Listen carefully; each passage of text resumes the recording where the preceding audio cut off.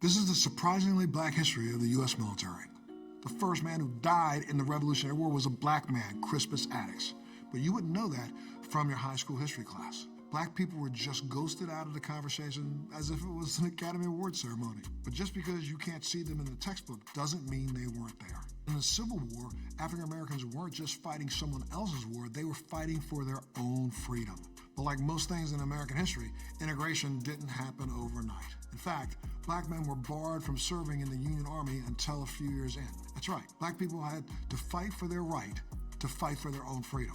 And during the Civil War, an estimated 504 people were dying every single day. And it turns out that massive death is a great motivator for inclusion. So in 1863, the black presence in the military went from 0 to 1 in every 10. In fact, scholars argue that the fresh surge of blackness was exactly what was needed to change the tide for the Union to win the Civil War. Yes, they should have done that way earlier. That's like having Jordan on the bench until halftime. Well, a year after the war ended, Congress decided it was time for black Americans to enter the regular Army too. So they passed the Army Organization Act, which ultimately led to the formation of those Buffalo Soldiers that Bob Marley was talking about.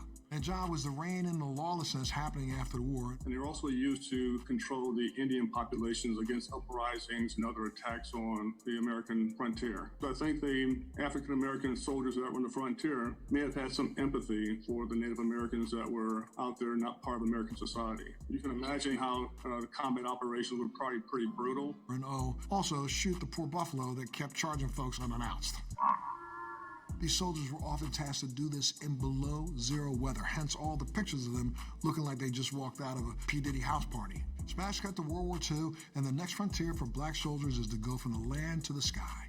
And leading the way were the Tuskegee Airmen, the first black military aviators in U.S. Army Corps. These badasses escorted nearly twice as many U.S. bombers to safety as the average Air Force escort group, destroying the widely spread and widely stupid belief that black people couldn't learn to fly aircraft. I think a lot of African Americans who served in World War II were looking to show the world, especially America, that they were American and that they would fight for their country and that they weren't cowards and they weren't stupid. And it worked. And although these men still face prejudice on their return home, their excellence and their bravery is what led to Truman's executive order to finally desegregate the U.S. Armed Forces on July 26, 1948. What they did really did change America for a lot of people of color. Those are the people that fought in World War II are Martin Luther King's generation. And look at all they did for black people, for American people. I believe that when they came back, they weren't going to sit in the back of the bus anymore. They weren't going to allow themselves to be treated like that anymore because of what they did for this country.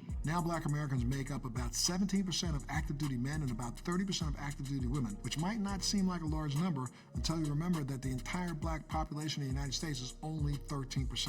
But we still have a long ways to go when it comes to equal and just treatment of black men and women in the military. Black women, for example, typically hold ranks lower than their white, male, or female counterparts no matter how long they've been in service. But if history has taught us anything at all, it's that black men and women will continue to rise. From trailblazer Cathay Williams, who posed as a man to become the first black woman to enlist in the U.S. military in 1844, to U.S. Army Specialist 6, Lawrence Joel, the first black man to receive a Medal of Honor since the Mexican-American War. And now you know why the surprising history of black soldiers should never have been a surprise in the first place.